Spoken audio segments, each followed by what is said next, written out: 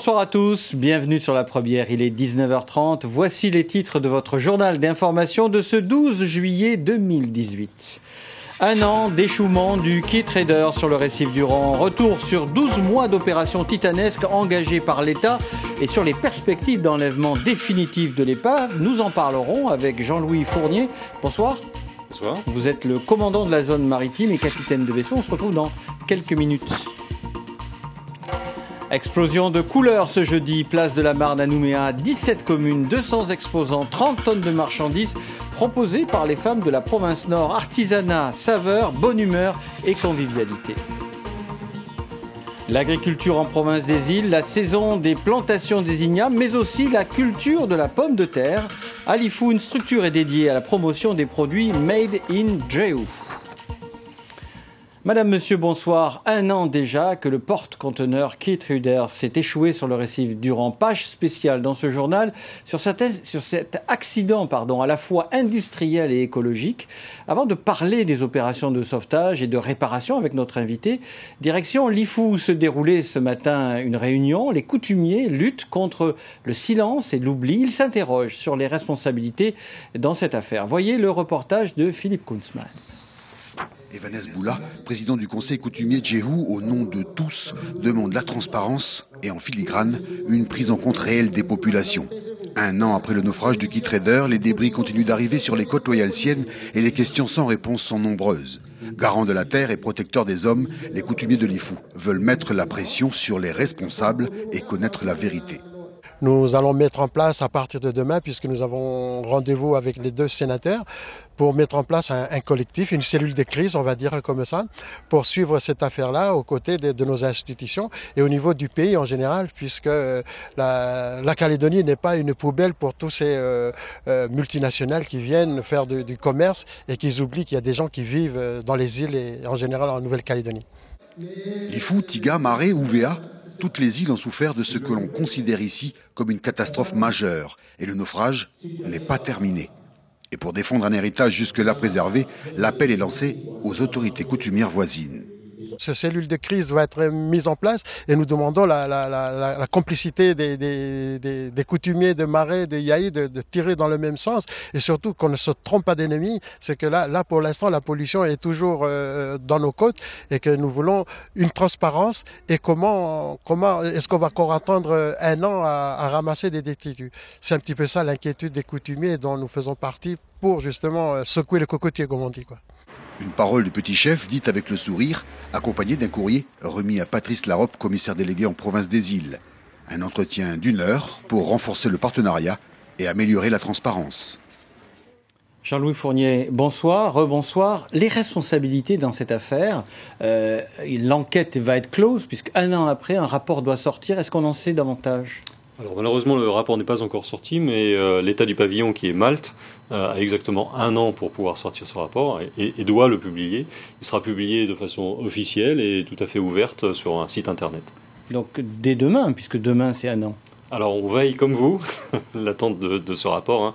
Il appartient aux enquêteurs de se prononcer sur les responsabilités officielles et sur les conditions de cet accident. Naturellement, tout le monde a ses petites idées, mais je crois qu'il faut laisser les enquêteurs amener les conclusions de ce drame de mer et pouvoir en tirer les conclusions. Des questions restent sans réponse. Un bateau tout neuf, un capitaine expérimenté et un échouement sur un récif.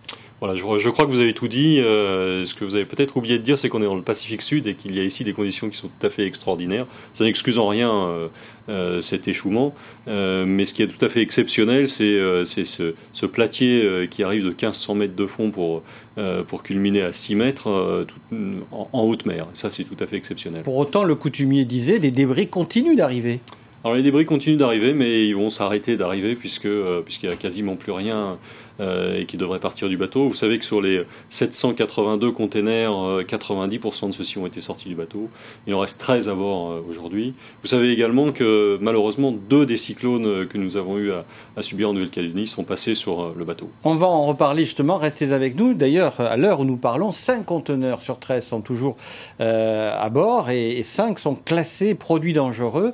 À la veille de cette date anniversaire de l'échouement, retour sur ces, justement, 12 mois d'opérations de sauvetage et des moyens de sauvetage titanesques engagés par l'État. Olivier Joneman et Maurice Charouiané.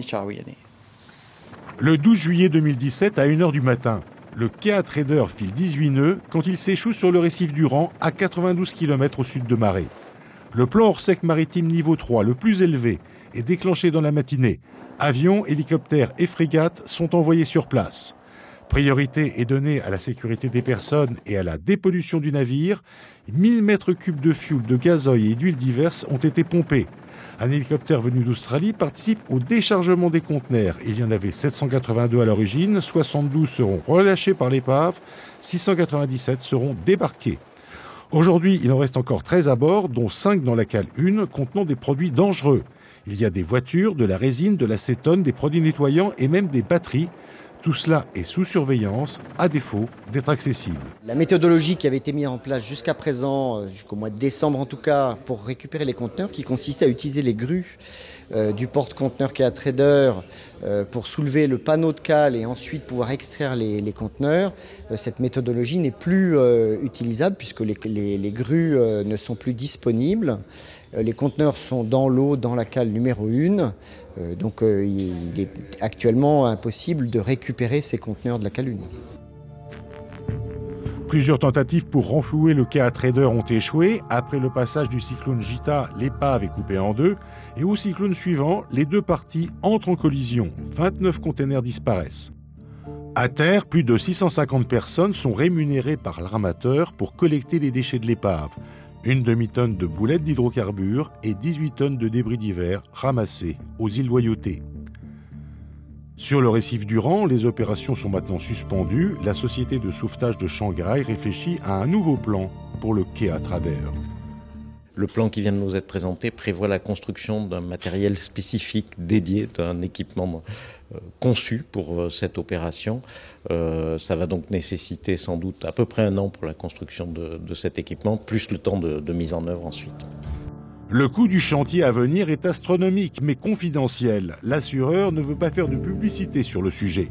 L'enlèvement de l'épave ne commencera pas avant l'arrivée de moyens lourds sur place. Ils sont attendus l'an prochain, peut-être avant le 2e anniversaire de l'épave.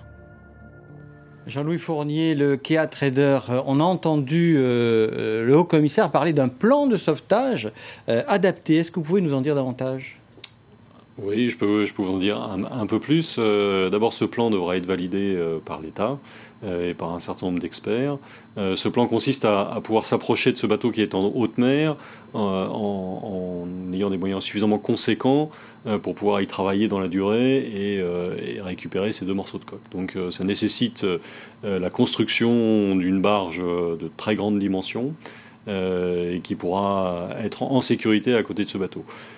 Ça, c'est sur le plan. Et pour permettre de travailler. Voilà. Et de la protéger, 2, de travailler autour, 3, probablement de démanteler la partie avant qui est devenue trop légère pour pouvoir être soulevée comme initialement envisagé, la démanteler sur place et positionner les morceaux sur des barges qui emmèneront ensuite des morceaux qui pèseront jusqu'à quelques centaines de tonnes sur un chantier de déconstruction. Ça, c'est la partie avant et la partie arrière ? La partie arrière, 2 hypothèses sont envisagées. Celle du soulèvement qui avait déjà été évoquée, ça c'est la partie la plus optimiste, ou bien le démantèlement sur place si le soulèvement n'est pas possible. Alors, on a entendu qu'à bord du KA Trader, 13 conteneurs subsistent, 5 sont classés dangereux. Qu'est-ce qu'il y a de dangereux ?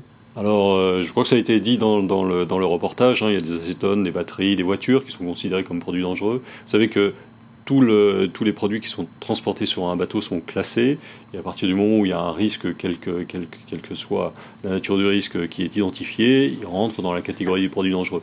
Mais en termes d'impact sur l'environnement, je ne veux pas dire que c'est nul, c'est un impact qui va exister, mais qui sera quand même extrêmement limité. Mais les risques majeurs sont écartés ? Tous les risques majeurs aujourd'hui sont écartés, oui, effectivement. L'enlèvement définitif est certain ou incertain ? Reste incertain ? Alors, vous avez vu les conditions dans lesquelles tout le monde travaille depuis 1 an sur ce bateau, maintenant 2 morceaux d'épave. Ce qu'il y a de certain, c'est que pour le moment, la mer est plus forte que nous. Ce qu'il y a de certain également, c'est qu'on a gagné les 2 courses contre la montre qu'on avait en face de la mer. La première, c'était de dépolluer le bateau, et ça, vous l'avez mentionné dans votre article, plus de 1000 tonnes de produits polluants ont été sortis du bateau, hein, je dirais à la petite cuillère, en tout cas par petit container d'1 tonne, donc avec des moyens extrêmement conséquents. Donc cette première bataille, on l'a gagnée. La deuxième bataille, c'était celle des containers. Sortir le maximum de containers avant que la coque ne se soit trop dégradée. Et là aussi, hein, vous avez mentionné les chiffres, 597 containers sortis, 90% des containers qui sont partis avant que la coque ne se dégrade, comme on l'avait malheureusement anticipé, et ce qui n'a pas manqué d'arriver. Et ces 2 courses contre la montre montrent tous les efforts qui ont été fournis par tout le monde. Donc les moyens de l'État ont été conséquents, on a dit titanesques. Est-ce qu'on a chiffré le coût de cette opération de sauvetage ? Alors, les moyens de l'État, c'était effectivement les moyens de première intervention, mais ils ont été très rapidement remplacés par les moyens affrétés par l'armateur. Et donc l'État est un grand coordinateur pour s'assurer que tout est mis en œuvre conformément pour sauvegarder la vie humaine, éviter le suraccident et puis éviter les pollutions majeures. Merci beaucoup Jean-Louis Fournier pour avoir accepté notre invitation. Je rappelle que donc on attend dès aujourd'hui, voire demain, le rapport d'enquête, vous nous l'avez dit en conclusion. Nous sommes le 12 juillet, on est un peu en avance sur tout le monde, mais ça devrait sortir dans la journée. Et vous êtes notre invité de la matinale demain à 6h48, je le rappelle pour les téléspectateurs et les auditeurs sur la radio, et donc 6h48 et les questions des auditeurs un peu après. Merci encore pour avoir accepté notre invitation ce soir. Alexandre, merci. Bonsoir. En bref, la FOL ravagée par un incendie, c'est vers 1h du matin ce jeudi que le feu se serait déclaré dans la grande salle du bâtiment. L'intervention des pompiers a été délicate en raison de fumées toxiques et du fait de la combustion des sièges en plastique et en polystyrène de la grande salle.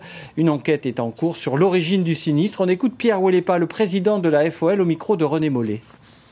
A priori, il y a eu plusieurs départs de feu, donc il y a une intention marquée de vouloir détruire le centre socioculturel Marcel Bousquet. J'espère que cet incendie va permettre aux collectivités, aux institutions de la Nouvelle-Calédonie de s'interroger sur le fait que depuis 1 an, nous sommes au point mort parce que politiquement, il n'y a pas de décision pour soutenir le projet de reconstruction de la FOL. Nous avons l'argent, nous avons la réglementation, les associations sont prêtes. Ça fait 7 ans qu'on travaille et en fait, on est au point mort parce qu'il y a un débat politique entre les collectivités. À Nouméa, toujours à 2 jours du bal des pompiers, ce séminaire de présentation et démonstration d'un nouvel émulseur écologique anti-incendie pour les sapeurs-pompiers. Une technologie en pleine évolution. Le choix s'est d'ailleurs porté sur un fournisseur français. Karine Arroyo et Christian Favnec nous en disent davantage. Le clan de Païta honoré de recevoir les pompiers de tout le territoire ainsi que leurs confrères du Vanuatu et de Wallis et Futuna. Objectif, faire une présentation commune de nouveaux matériels plus adaptés et plus écologiques. On essaie d'échanger entre nous sur les avancées technologiques qu'on a pu bénéficier. On essaie de parler le même langage, donc déjà de parler du même matériel d'intervention. Et après, échanger nos problématiques. Peut-être que certains ont déjà solutionné des problèmes que d'autres rencontrent aujourd'hui. Même si les pompiers n'ont pas le même statut ni le même budget pour se fournir en matériel, ils sont particulièrement sensibles à ces produits nouvelle génération comme cette mousse anti-incendie sans fluor. Et la mousse, elle est déjà mieux. C'est déjà plus pour l'écologie. On n'a plus de fluor qui est très... voilà. Ensuite, on a les nouvelles lances qui sont un peu plus légères et surtout comme nous, qu'on est des femmes, ça serait bien mieux, plus pratique, voilà. Les pompiers de Wallis et Futuna n'ont pas perdu leur temps. Ils ont ainsi pu avoir une démonstration in situ de l'efficacité de ce qu'ils appellent un émulseur. C'est des ateliers qui sont vraiment adaptés pour les différents de feux qui peuvent nous arriver à nous, les pompiers d'aéroport. Par exemple, on a vu tout à l'heure un feu de train. Bon, le mur à feu, ça peut arriver, on peut stimuler pour un feu généralisé. Voilà. Leurs collègues du Vanuatu ont aussi bénéficié de ces exercices pratiques sur le seul centre de formation de pompiers d'aéroport de Nouvelle-Calédonie, une chance qu'ils n'ont pas. Il serait bien que nous ayons assez rapidement aussi ce matériel pour assurer le sauvetage de nos vies dans nos aéroports de Santo Port Vila et Tana. Chaque gestionnaire de centre aura ensuite le choix d'utiliser ou non ces dernières innovations. L'idéal, nous confiera l'un des sapeurs-pompiers d'Océanie, que tout le monde ait le matériel le plus performant, c'est juste pour sauver des vies. La place des Cocotiers à Nouméa sous le signe de l'explosion de couleurs et de saveurs lors du jeudi du centre-ville. Un jeudi dédié au savoir-faire des femmes de la province Nord. 200 exposants, 17 communes, 30 tonnes de marchandises. Voyez le reportage de Nadine Guapana et de Claude Lindor. C'est une place de la Marne noire de monde, non pas pour la victoire des Bleus, mais pour le festival de couleurs, de saveurs et de sourires des 200 exposants de la province Nord invités au jeudi du centre-ville. Vous avez du sel fumé au petit crabe, ensuite vous avez du sel vanille, ensuite vous avez du pourpier cornichon, passant cornichon et du miel récolté dans les ruches avec du niaouli sauvage. Venue de Puebo, Marie-Chantal Tiavoine est une exposante habituée de ce rendez-vous. Mais ce jeudi, dédié au savoir-faire des femmes, c'est la première fois qu'elle expose ses créations, des robes faites à son image, métisses. Mes créations, je le fais avec le destin commun. Comme vous le voyez bien, ici j'ai teint avec un tableau en wallisien, mais le modèle reste la popinée du pays. Ça arrondit mes fins du mois, ça rapporte, puisque je ne travaille pas. Là, aujourd'hui, le déplacement que je suis venue faire, je suis venue pour 100 000 francs maximum. Et si je le vends tout, ben voilà. Mais là, à cette heure-ci, j'ai déjà atteint la moitié. Et de 50 000. Du kiosque à musique à la place de la Marne, l'espace est propice à la dégustation, aux rencontres entre amis, familles et aux bonnes affaires. En à peine 2 heures, nombre d'exposants ont déjà vendu la moitié de leurs marchandises, des produits vivriers et artisanaux qui se chiffrent en tonnes. Ils sont descendus depuis 1h du matin pour certains, avec donc plus de 30 tonnes de produits agricoles, plus de 4,5 tonnes de produits de la mer, 2000 pièces artisanales et 2500 plantes. Une nouvelle fois, les visiteurs venus par centaines ont prouvé qu'ils aimaient le Nord, ses gens et leurs produits. L'agriculture, justement, mais en province des îles, avec, vous le savez, le début de la saison, des plantations des ignames, sans oublier la culture de la pomme de terre. À Lifou, par exemple, la production de ce tubercule comestible est encadrée par l'unité de conditionnement des produits agricoles. Le reportage de Thérèse Voya et de Philippe Kunzmann. L'unité de conditionnement des produits agricoles de Lifou, c'est en quelque sorte le grenier de l'île. Ici, particuliers et professionnels viennent s'approvisionner en semences ainsi qu'en produits destinés à la consommation. En cette saison de plantation, les étals sont pleins à craquer de tubercules. Les plants d'igname proviennent de la région de la Foix. Quant à la pomme de terre, les semences sont directement commandées auprès de l'OCEF à Nouméa. Les semences, donc on reçoit des sacs de 25 kilos, à peu près ça. Et après, voilà, après, tout le personnel, il met tout en 5 kilos pour pouvoir vendre aux particuliers surtout de Lifou. Même on a des producteurs de marais qui nous commandent des pommes de terre, donc après on les envoie par filet de 5 kilos. Les prix sont abordables aussi pour tous les gens, quoi. Si on envoie des sacs de 25 kilos, ça coûte un peu plus cher, quoi. Pour éviter que ne se reproduisent les pertes liées à la maladie de la pomme de terre, les variétés mises à disposition par l'OCEF ont été achetées en France. À Lifou, 2 variétés sont proposées cette année et qui se prêtent bien au sol de l'île. Mais la culture intensive de la pomme de terre nécessite de l'eau et un équipement spécifique. Sont donc peu nombreux ceux qui se lancent dans cette voie. L'agriculteur avec qui on a signé un contrat de production pour la culture de la pomme de terre, là où chez lui, le sol il est au top, quoi, hein, c'est-à-dire le terrain il est mécanisable, il a du matériel pour planter, pour récolter, etc. Et en plus, il a tous les systèmes d'irrigation sur place. Rapecha, à quelques kilomètres de l'UCPA, dans le district de Gaïcha. Sur ces terres s'est établi Victor Zeoula. Depuis 1996, il est fait de l'élevage et de l'agriculture mécanisée. Cette semaine est importante pour lui car c'est le moment de planter les pommes de terre. Il est aidé en cela par son épouse et sa nièce. Il va passer pour une tonne de semences, là.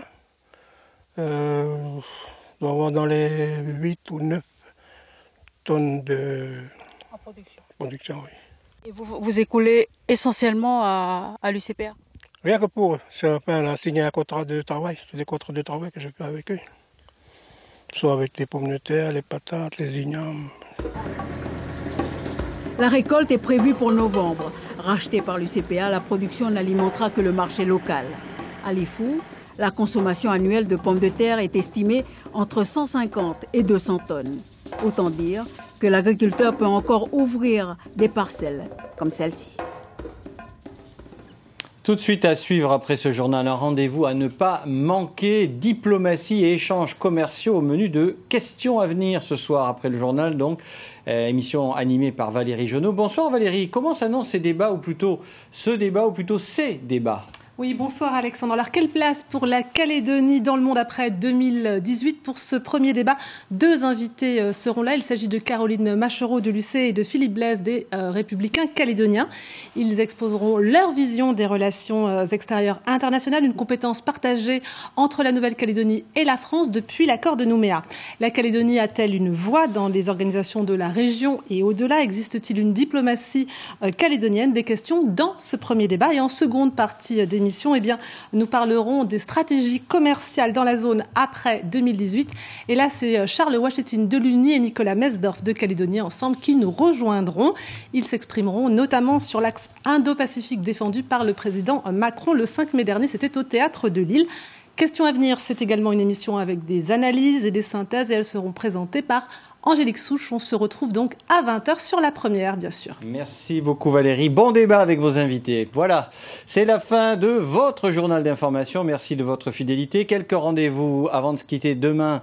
Dès 5h, l'information reprend en radio avec Malia Noukouan. L'invité de la matinale, il était là, c'est le capitaine de vaisseau Jean-Louis Fournier. Il répond à vos questions au 258. Très belle soirée à vous sur la première, évidemment.